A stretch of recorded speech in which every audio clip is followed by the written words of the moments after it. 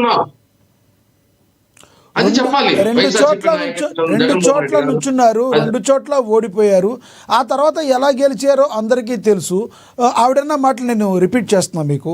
ఆవిడ ఎలా గెలిచారో అందరికీ తెలుసు. ఈవీఎంలు ఆఫ్టర్ ఆల్ ఈవీఎం లేకపోతే ఈయన మళ్ళీ వార్డు మెంబర్ కూడా గెలవలేని పరిస్థితి. మళ్ళీ అంటే గతంలో ఎలక్షన్ల ముందు ఏవైతే మాట్లాడారో ఇప్పుడు ఇలా మాట్లాడడాన్ని అసలు ఏమన్నా రాజకీయ వ్యూహంగా చూడాలా?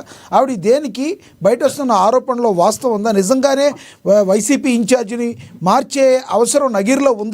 నగిరి ప్రజలు అసలు రోజాని ఆదరించట్లేదా? ఏమంటారు మీరు? ఆ ఈవీఎంతోనే 2019లో గెలిచినప్పుడు జగన్మోహన్ రెడ్డి గారి గెలుపు కరెక్టేనా? అదే ఈవీఎంలే కదా ఉన్నాయి. ఆ రోజు ఏమైనా బ్యాలెట్ పేపర్తో గెలిచాడా జగన్మోహన్ రెడ్డి గారు?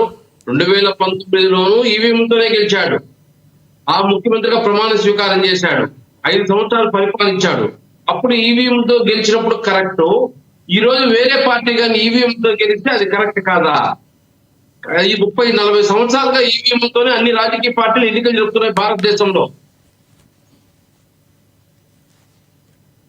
వచ్చింది స్టేట్ లోనూ అంతే. మరి ఆ రోజు అడ్డగించలేదే. రాజశేఖర రెడ్డి గారు కూడా ఉన్నారు కదా, మరి వాళ్ళ తండ్రి ఈవీఎంతో 2 సార్లు ముఖ్యమంత్రి అయ్యాడే. ఈ రోజు జగన్మోహన్ రెడ్డి గారు ఒకసారి ఈవీఎంతో ముఖ్యమంత్రి అయ్యాడే. మరి అవన్నీ వాళ్ళు మాత్రం ఈవీఎంతో గెలిచినప్పుడు కరెక్ట్ గా ఉండేటప్పుడు ఈ రోజు వేరే పార్టీ వాళ్ళు ఈవీఎంతో గెలిస్తే మాత్రం అది కరెక్ట్ కాదని వ్యతిరేకించడం ఇది కరెక్ట్ కాదు.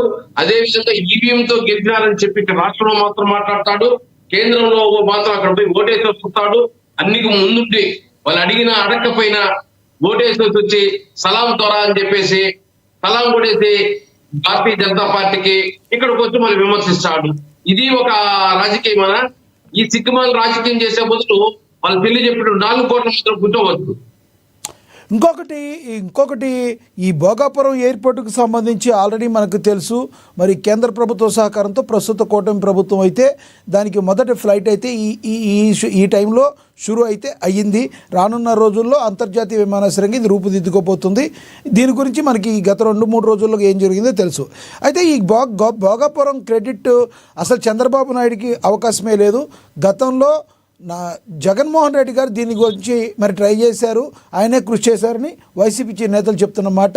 సాక్షాత్ గుడివాడ అమర్నాథ్ గారు కూడా దీని గురించి ప్రెస్ మీట్ పెట్టి మాట్లాడటం జరిగింది. నిజంగా భోగాపురం ఎయిర్పోర్ట్ గురించి మరి ఆ క్రెడిట్ ఎవరికి ఇవ్వాలంటే ఏం చెప్తారు మీరు? లక్ష్మణాథ్ కాదు, ఇది 2016లో అడుగుపడింది. 2016లో భూసేకరణ గురించి ఏదైతే ఆనాటి కూటమి ప్రభుత్వము ఏదైతే భోగాపురం ఎయిర్పోర్ట్ కి ల్యాండ్ ఏదైతే రిక్విజేషన్ కోసం తిరుగుతుంటే ఆ రోజు జగన్మోహన్ రెడ్డి గారికి రైతుల ద్వారా ప్రభుత్వాన్ని అడ్డుకోవడం జరిగింది. ఒక్క సెంటు భూమి కూడా ఇవ్వరు, ఒకవేళ లాక్కున్నారంటే కోర్టుకు పోతాము, కోర్టుకు పోయి అడ్డుకుంటాము అని చెప్పేసి రైతుల్ని అడ్డం పెట్టుకునేసి ఆ రోజు రాష్ట్ర ప్రభుత్వానికి అల్టిమేట్ గా వార్నింగ్ వదలడం జరిగింది జగన్మోహన్ రెడ్డి గారు. ఇప్పుడు 2016. ఆ తర్వాత దాన్ని అడ్డుకోలేకపోతే చంద్రబాబు నాయుడు గారు airport authority of India GMR వచ్చి పోటీ పడింది దేనికి, ఆ ఎయిర్పోర్ట్ కట్టడానికి. దానికి అప్పుడు చంద్రబాబు నాయుడు గారు జిఎంఆర్ కి ఇస్తూ ఉన్నాడంటే ఎయిర్పోర్ట్ అథారిటీ ఇవ్వకుండా జిఎంఆర్ కి కమిషన్ కోసం ఇస్తున్నాడని చెప్పేసి మళ్ళీ దాన్ని పెద్ద రచ్చ చేశాడు. అయినా కూడా చంద్రబాబు నాయుడు జిఎంఆర్ కి ఇస్తాడు. అదే జిఎంఆర్ఏ జగన్మోహన్ రెడ్డి గారి ప్రభుత్వం 5 సంవత్సరాలు కూడా ఆ ఎయిర్పోర్ట్ పనిచేయడం జరిగింది. ఆ రోజు ఆ జిఎంఆర్ ని జగన్మోహన్ రెడ్డి పక్కన పెట్టలేదు, వాళ్ళని తీసి వేరే ఎయిర్పోర్ట్ ఆఫ్ అథారిటీ వాళ్ళకి ఇవ్వలేదు. అదే జిఎంఆర్ తోనే కంటిన్యూ చేయడం జరిగింది. ఇప్పుడు మళ్ళీ ఎన్డీఏ కూటమి వచ్చిన తర్వాత ఈ రోజు ఫైనల్ వర్క్ అంతా అయ్యి ఓపెనింగ్ చేస్తే ఆ రోజు వ్యతిరేకించాడు, మళ్ళీ ఆ రోజు కలిసి ప్రయాణం చేశాడు. మళ్ళీ ఈ రోజు దీనికంతా మూల కారణం నేనే అంటున్నాడు.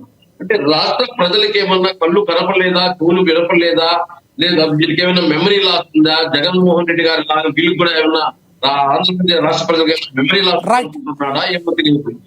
యువతల వాళ్ళకి ఎందుకు ఉంది అనేది మెజారిటీ రాజకీయ విశ్లేషకులు కూడా మాట్లాడుతున్న మాట. ఇప్పుడు జగన్మోహన్ రెడ్డి గారు అంటే ఆయన సొంతంగా నేను కార్యకర్తలను పట్టించుకోలేదు, 2.0లో కార్యకర్తలను పట్టించుకుంటానని ఆయనంతటికి ఆయనే చెప్పారు. కానీ పక్క పార్టీ వాళ్ళని జెండా మోసే కూలీలని రోజా గారు ఏ విధంగా అంటారని రాజకీయ విశ్లేషకులు అడుగుతున్నారు. మీరేం సమాధానం చెప్తారు? ఎవరైనా ఒక పార్టీ, ఒక జెండా, ఒక నాయకుడు ఉంటే కాలర్ ఎగేసుకొని తిరుగుతారు. ఇట్లా 3 పార్టీలు 3 జెండాలు 30 ఛానల్ పట్టుకొని తిరగాలంటే ఎవరికైనా ఇబ్బందికరంగా ఉంటుంది.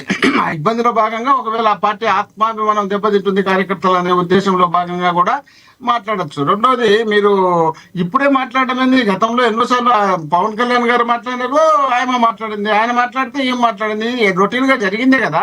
ఇప్పుడు కూడా అదే కదా. ఇప్పుడు కూడా ఆయన మాట్లాడినప్పుడు తోలు తెచ్చాము, ఈ బోలు కొడతాము, ఇది చేస్తాం అనేప్పుడు మాట్లాడుకునేట్టుంటుంది. ఆయన మా పార్టీలో ఒక మెయిన్ లీడరు, మా పార్టీలో మాజీ మంత్రి, మా పార్టీలో మహిళా పార్టీ అధ్యక్షురాలుగా పనిచేసింది. అలాంటి వ్యక్తి మాట్లాడడం అది పెద్ద ఆశ్చర్యము విచిత్రమేం కాదు కదా. మామూలుగా పార్టీ పరంగా ఎప్పుడు కూడా ముందే ఉంటుంది, ముందు ఉండే కార్యక్రమంలో భాగంగా మాట్లాడి ఉంటుంది. అంటే ఇంకొకటి కూడా బయట ట్రోల్ అవుతుంది మోహన్ రెడ్డి గారు.